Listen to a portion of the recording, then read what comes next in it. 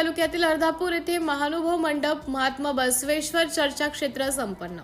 दिनांक 14 जून रोजी अर्धापूर येथे श्री हैबतपुरे महाराज यांच्या मार्गदर्शनाखाली बिलोली तालुक्यातील वीरसेवा लिंगायत समाज व सर्व समाज बांधव महानुभव मंडप अर्धापूर येथे कैलासवासी माजी आमदार गंगाधर रावजी पटणे साहेब यांच्या नियोजित सानिध्यातून आपल्या भागातील सर्व बसवेश्वर महाराजांचे वास्तव्य व महानुभव महासभा मंडपाचे एकत्रित येऊन सर्वांचे विचार विनिमय म्हणून पटणे साहेबांनी 1 एकर जमीन महाअनुभव मंडप उभारणीसाठी देणगी स्वरूपाने दिले आहे।